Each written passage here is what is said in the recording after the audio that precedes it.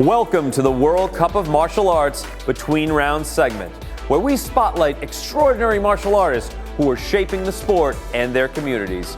Today we're thrilled to have a unique guest, Mestre Chigri, Dr. Silas Pinto, the founder of New Wave Martial Arts and Fitness in Warwick, Rhode Island, home to the state's only Capoeira program. Not only is he a renowned Capoeira Mestre of Cape Verdian descent, but he also boasts an impressive academic background with a PhD in school psychology from the University of Rhode Island and a leadership role in diversity, equity, inclusion, and justice at Tufts University. Join us as we delve into Mestre Chigri's multifaceted world, blending the art of capoeira with his profound insights in psychology and education.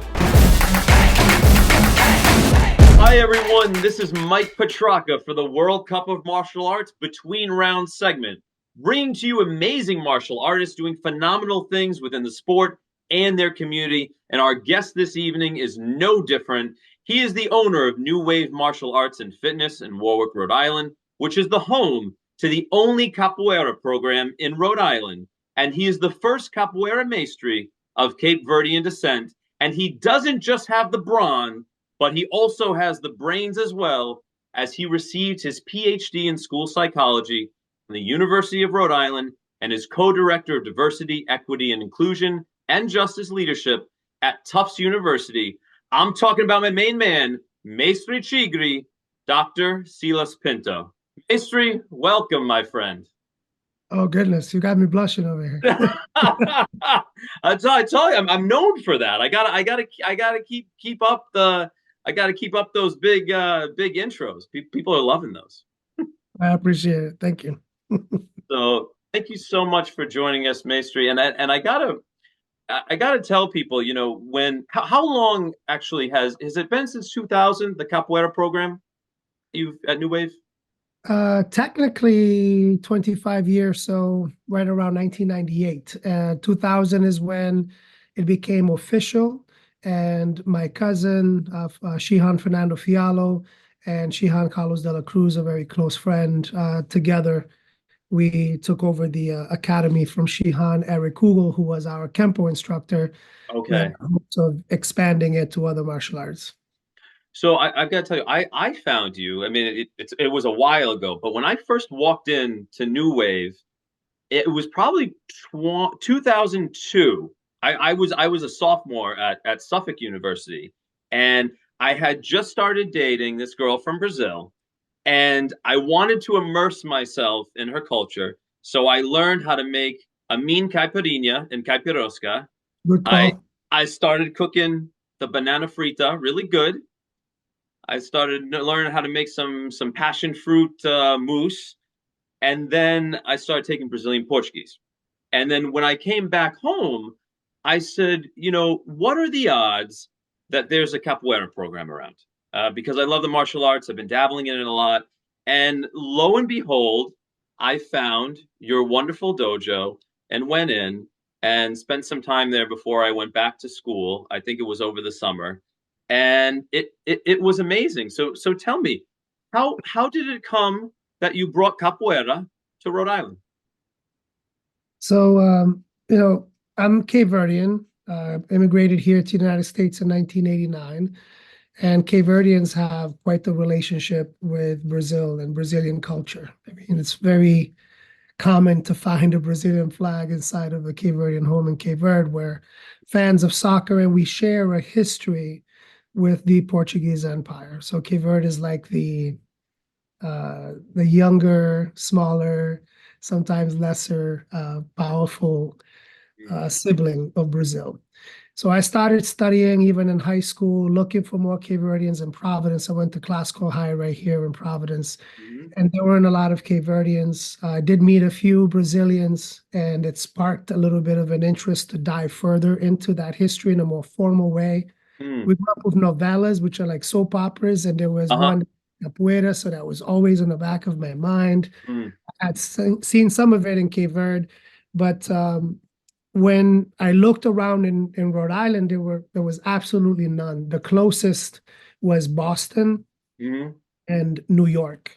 So as a high school student, I became very interested in reaching out, learning, finding whatever information that I could, because there were no capoeira programs around here. As soon as I went to the University of Rhode Island in 1996, we established a program there. We had a little club at high school, but it didn't go Uh-huh. very far because we were teenagers, so we couldn't go anywhere.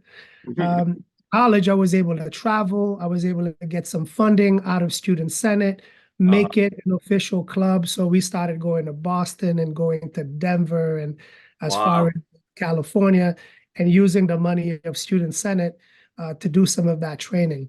Hmm. I realized maybe I can come back to my neck of the woods, Providence, Cranston, Warwick, and see what we can do in establishing something more formal.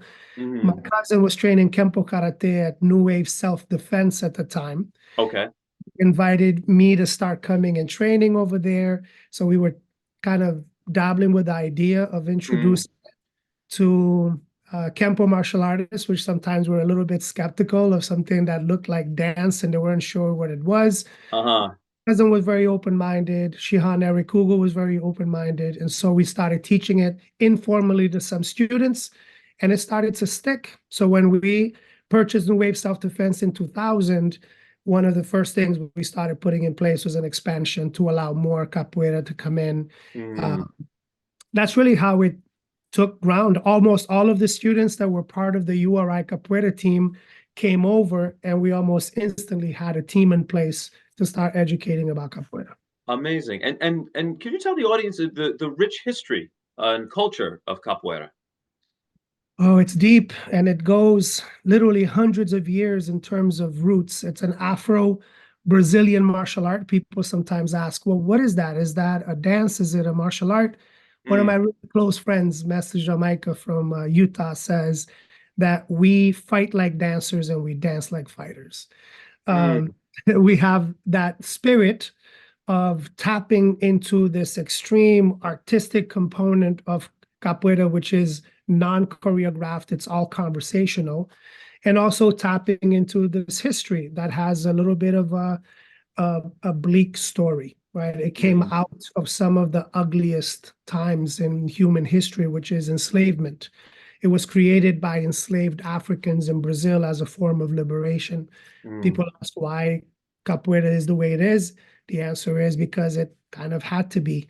And there are Mm. different theories in terms of how it was created. Theory one is African traditions already really embed music naturally. So Mm. maybe some of that was already very much present. Uh, and the theory two, and maybe it's somewhere in between, is that they had to hide the martial art within dance. Mhm. I don't think they're mutually exclusive. I think that the idea of hiding movements and attacks behind what you're already doing naturally is a very common thing in a lot of martial arts. Right. That's the rich history. It's grounded in social justice. It is Mm. grounded in the work that we need to do for the betterment of humankind, to center the human experience and to eliminate oppression wherever we see it. So it's naturally a a struggle. It's a fight in Mm. every way. So you see the dancing, but that's because a lot of our ancestors have done the more difficult fighting that they had to do.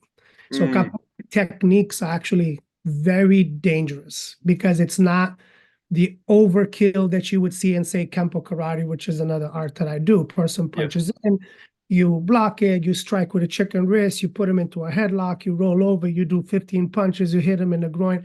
Capoeira is you have one strike. Mm. You move, you strike to the knee, to the groin, to the throat, and you run because you had people with guns and dogs coming after you. Mm. So, you didn't have the luxury of taking 5, 10, 15 seconds to even work on one person. So it was Right. really, I guess you can call it violent, but I would argue that enslavement was a lot more violent. And so they had to do what they had to do within that one split moment and then try to disappear. And you already answered a question that I had coming up, but when you watch a capoeira, there very much seems that playful aspect of it and coordination. what I was going to ask, which I think you already answered it, but if you want to expound upon it, is some people see that and say, "Oh, okay, well that doesn't seem like a viable martial art." But from what you just said, if you do it correctly, it can be very effective at doing what it needs to Yeah. get. And on that other end, I would say if you see capoeira and you only see the dance, then fantastic. That's kind of the point. So the point was you needed to hide a martial art within dance. And if your so-called masters detected that you were training a martial art, you were dead. Mm. You So needed to there's that it had to be hidden. So if they hit it very well, it was considered very exactly. effective then. And you play capoeira today, and you play with a smile. Mm. Person hits you in the face, and you're like, "Hey, that was really good." Spin around for a moment, see what happens, and it's full of theater, and that's what needed to be sold. So today, I actually tell my students that all the time. If folks are saying, "Oh, but capoeira looks like a dance," you say, "Thank you," because that is Mm. exactly what it's supposed to be. If I am doing a technique that looks like this, right? But you Mm. can see the eye gouging technique in it, awesome. Mm. But Yeah. that is what you're practicing, right? Right, right. So as long as they just see this, then we're good. There you go. This is a And good. the truth of the matter is that when I train Kampo Karate and some other styles as we mentioned, and very often you have to explain to people what you're doing. Because when you do the katas, until I tell you exactly what I'm doing, what the bunk guy of it is, you wouldn't know. Right, right, All right. about hidden techniques, no matter the style you're doing. Capoeira just happens to have a more integrated way of doing it with dance and expression and freedom. Two capoeiristas are not going to look the same. It's a conversation between the two, right? I'm asking you a question with a movement, you respond, and then you ask a question, then I respond. That's a basic kind of like when you're learning a new language. It's like, Mike, what's your name? How are you Uh-huh. doing today? And you're like, good. And you? Very good. The cat is on the table. Oh, I see it, right? So So that's that's the how the basic. conversation goes when That is you're the in start. that's a start. That's a And then start. it becomes a debate. And then it can become an argument. And it can, Oh, I like that. I like that. if it's a debate, we're both kind of trying to outdo each other a little bit. Right, right. Passando na beira do mar, ouvi grupo cantar. Corri porque tinha que olhar. Que tava acontecendo uma coisa interessante, uma coisa bonita. A gente voando, cantando, celebrando. E capoeira, isso é. E capoeira, oh, isso é. E capoeira de Brasil. E capoeira de Angola. E capoeira. And tell me about the moves and the components of capoeira. I know you have the jingu, right? Is a Ginga. big part of the thing. Jinga. The Ginga is like the basic. So I think one of the things that's fascinating about capoeira is that the Ginga is you constantly switching your stance. Basically. Remember, the basic is you move your leg back, right leg, and then you come back and move your left leg. The idea behind it, like most other martial arts, when they're doing sparring, they kind of pick a side. Boxing very often, and of course, the fighters that can switch legs and they can fight left and fight Yes. right are very dangerous, It's an right? advantage. Very effective. And capoeira, that's actually what you're doing when you are switching your legs constantly, is you're able to attack from either one. There is no north paw and south paw. Right, right. Capoeira, you're constantly switching your feet. You need to be able to throw a powerful roundhouse from the back leg with the right or with the left. For the same reason that karate and some of these other styles kind of put you in a horse stance, and then you're doing your punches evenly, because the idea is for you to become balanced. But as soon as you go into sparring, they're like, oh, I have my right foot back. Right, right. With capoeira, you train that way, and then when you spar, which is the ginga and the roda and everything, you're constantly switching, and you negotiating space constantly. And when you see capoeira done well, you don't know where one person ends and the other one begins. Yeah, yes. That's not choreographed. That's insane. It teaches flexibility, adaptability, and it's not rigid. Absolutely. It's problem solving all day long. The thing about capoeira is because it's a game. I mean, if you're playing any sport, it's always about trying to increase your degree of difficulty, right? It's like, can I just jump and dunk a ball? Sure. Right, But right. can I jump, spin 3 times, backflip once and dunk the ball? That would be freaking awesome. More fun. Yeah, So it's more badass, more fun. put yourself in those challenging situations and then you problem solve your way out of it. Right, right.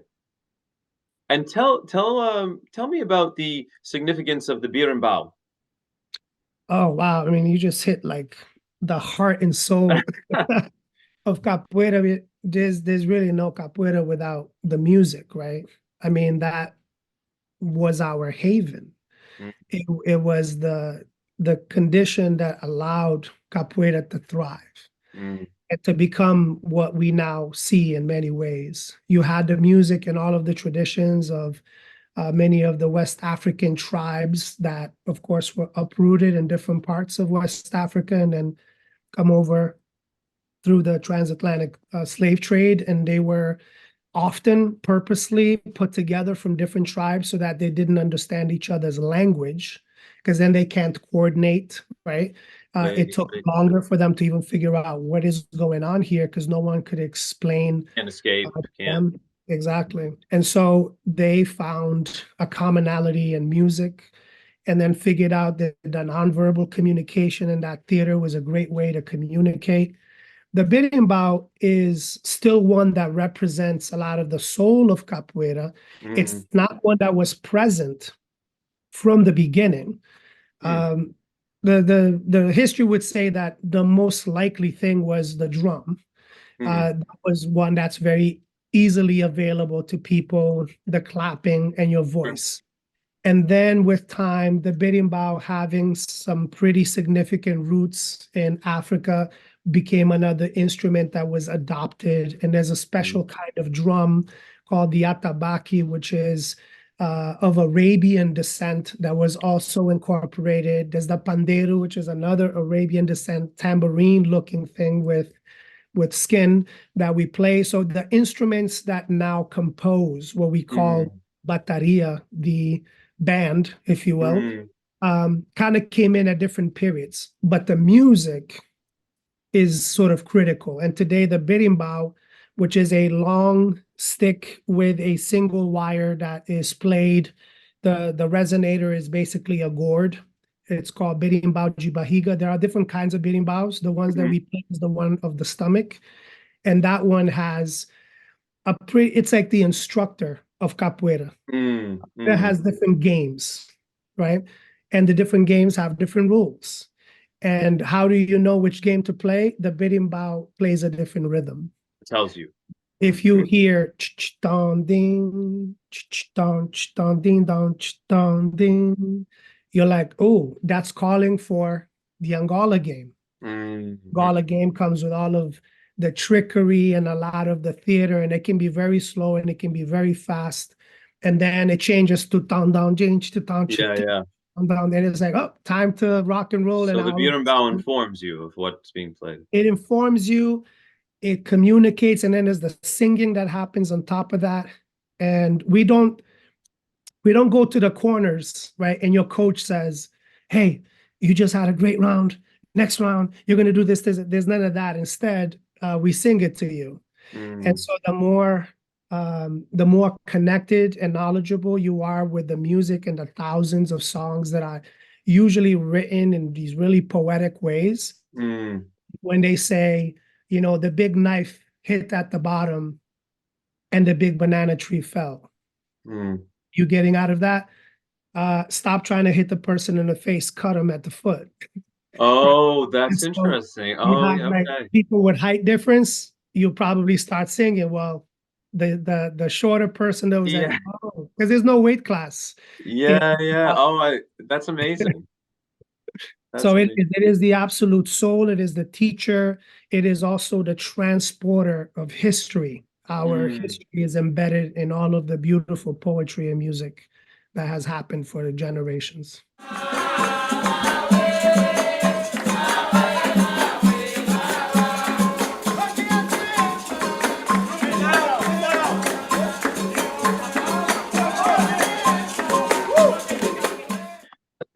That's amazing, and it does, you know, it feels very like soulful and connected to, you know, past and present, you know, Yeah, as well. You know? that's a great way to put it, because it is truly the connection when you play the berimbau, which is an instrument that every capoeirista must make their berimbau.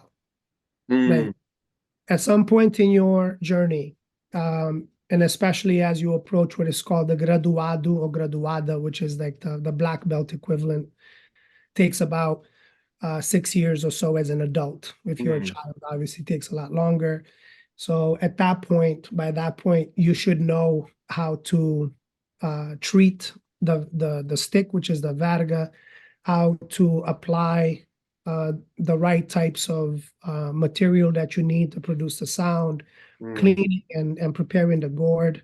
That creating the berimbau as an instructor is not just essential. It's almost like an unwritten law. It's a requirement. If you're an instructor, you've never made a berimbau before, it's someone they're all gonna laugh at you. There you go. Oh, okay. Because So it's they'll got be like like, the rite of what are you doing? passage.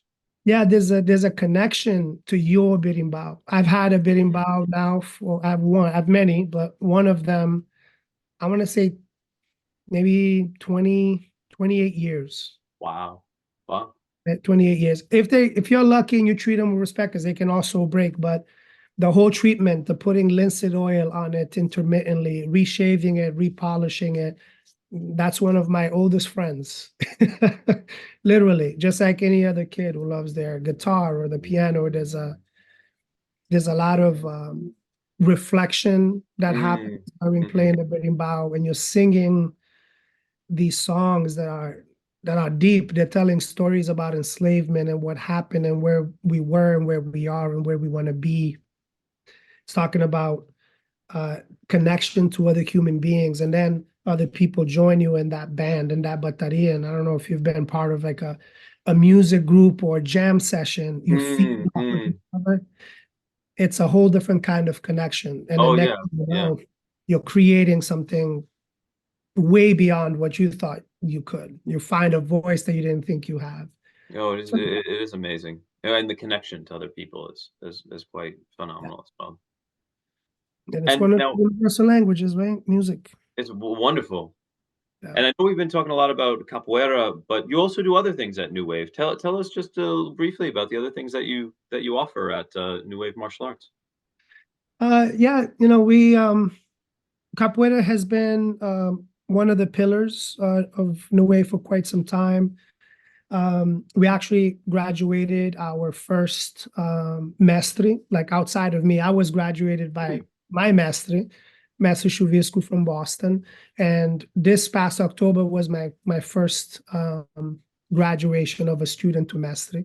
His name is Mestre Tabarel. He is the first Mestre of Dominican descent, and he's actually creating a program right now in Providence. Just started this month or so.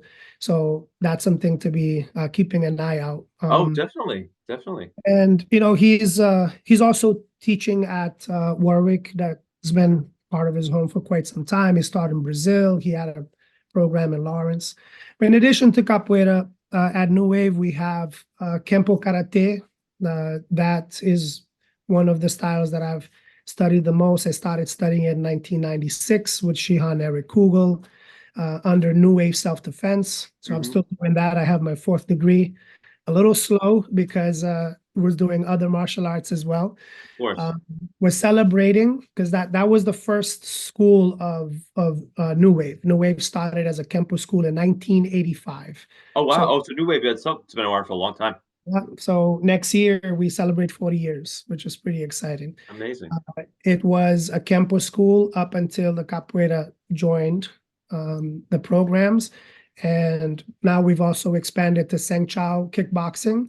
We're the second school in Rhode Island that trains Seng Yes, Chow. The other yes. one, Sifu Thai. I had my good friend. I know you know him well, Ariel Ty Wesley, Yes. Sifu Ty, and he Uh, threw a shout out to you as a sister school as well, and said yeah, he hopes that you have some inter schools again. So yeah, he's a beautiful person.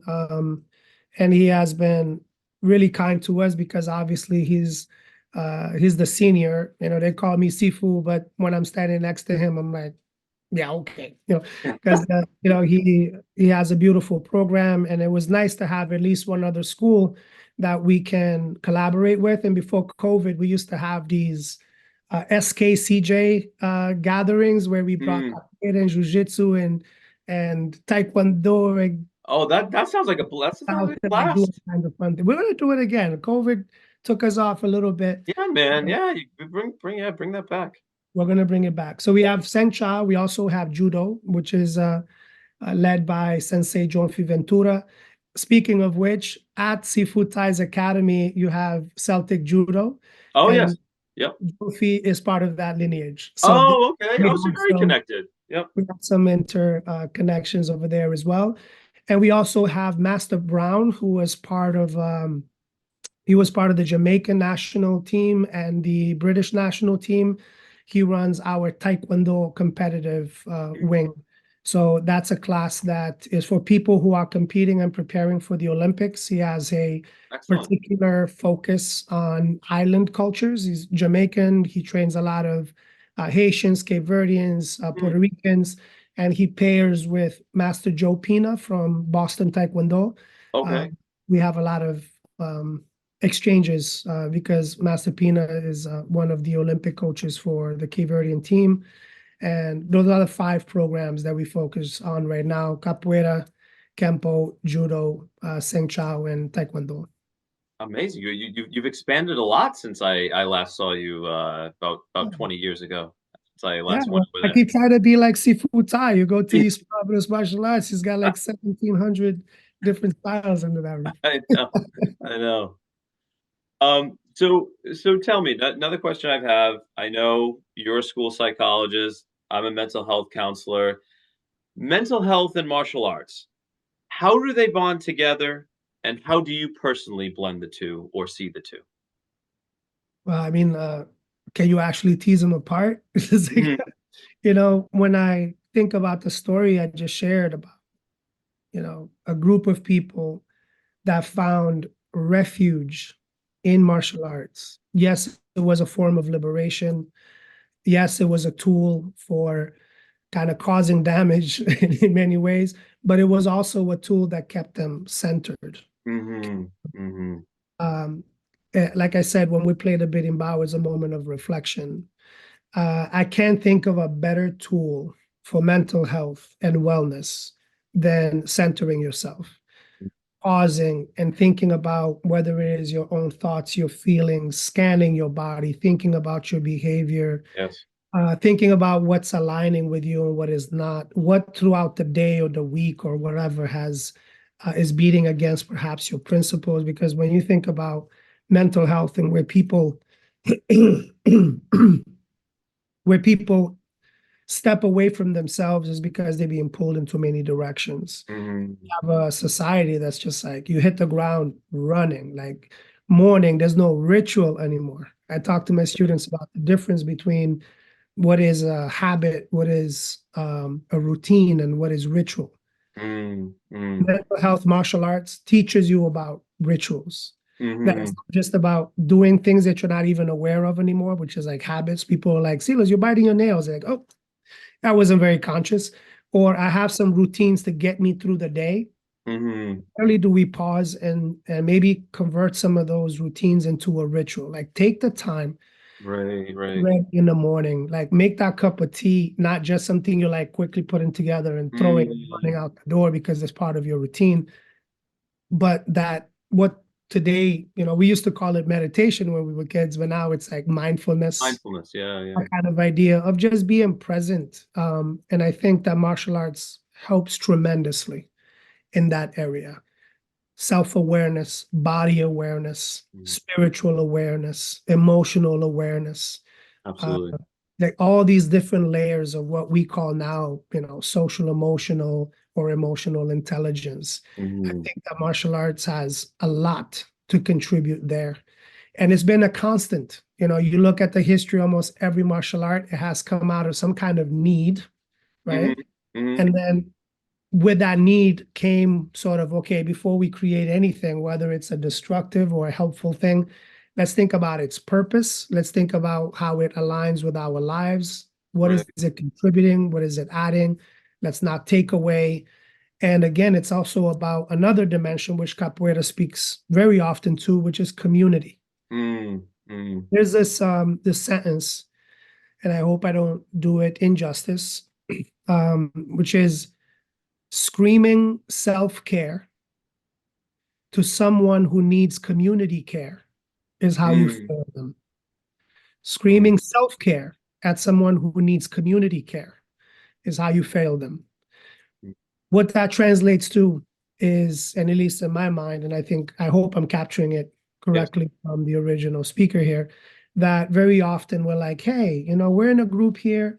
We had a great thing going and you seem really stressed. Why don't you go away, go take care of yourself? And when you're ready, come back to our group, right? Don't ruin this harmony. Right. It is very much about, it's my responsibility as a member of the group to take care of you too. Right.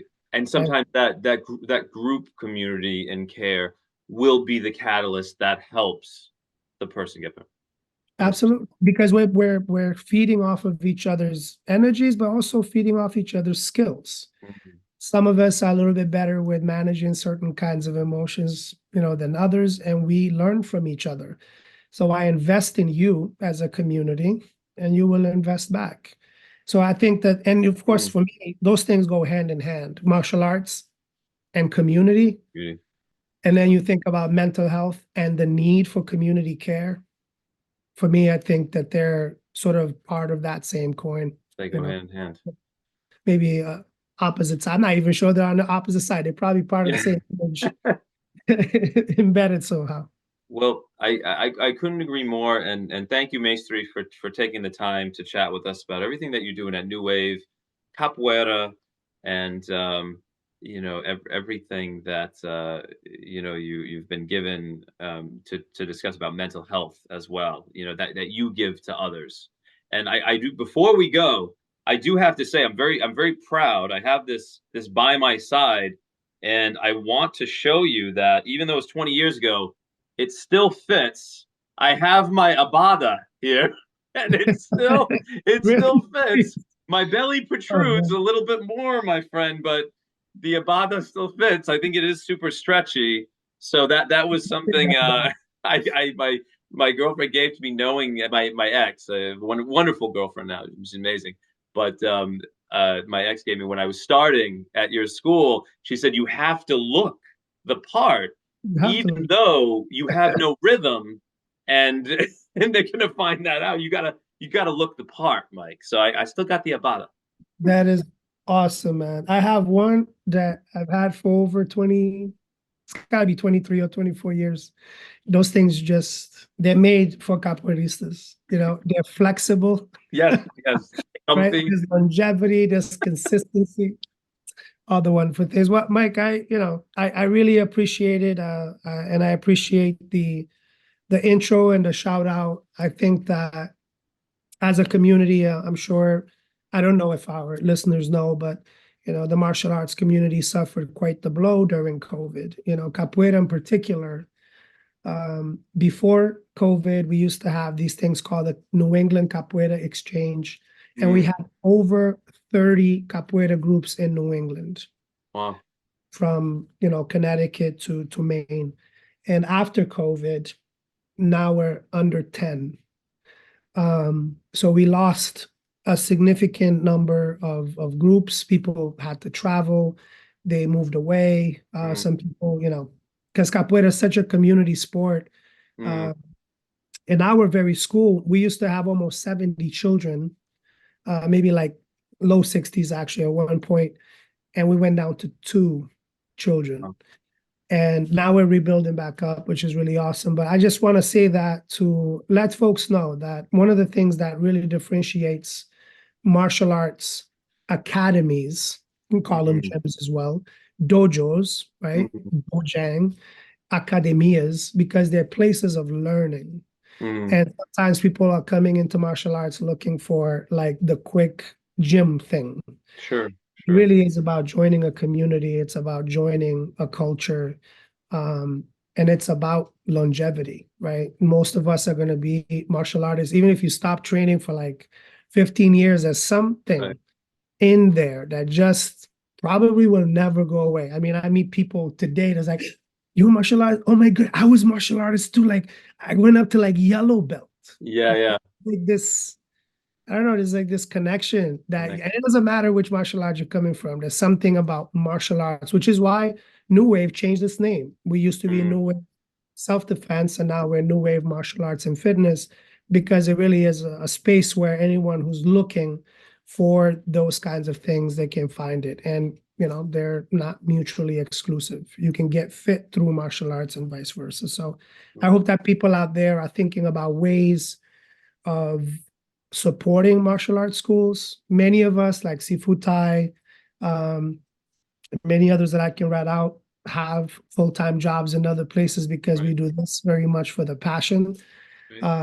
I do teach at Tufts still. I have a connection there. I work as a director for diversity, equity, and inclusion for the city of Providence. I direct the department there with our Mayor Smiley. And, you know, every day we're going through these mechanisms, and I can't tell you there's no space, whether it is doing that kind of directorship work or teaching at a university, where I don't use martial arts principles, right? It's just so... It's ingrained. It's ingrained in everything, every element of who I am. Well, thank you, Mestre. I really appreciate it, and I have a feeling that the Yurambao will call me back at some point to the. I really hope so, man. Cool. I wish I had it here to see you come through the screen. But thank you, Mestre. I appreciate it, and we'll talk soon. As we wrap up our enlightening conversation with Mestre Chigri, Dr. Silas Pinto, it's clear that his contributions to martial arts and his community are profound and far-reaching. His journey from establishing Rhode Island's first capoeira program to his pivotal role in academia and community leadership exemplifies the power of blending physical discipline with intellectual and social advocacy. Mestre Chigri's deep understanding of capoeira's rich history, combined with his passion for mental health and community building, offers an inspiring testament to the transformative impact of martial arts. We thank Mestre Chigri for sharing his captivating story and for being a beacon of inspiration, demonstrating how martial arts can transcend the dojo and positively influence every facet of life. Stay tuned for more inspirational stories from between rounds for the World Cup of Martial Arts.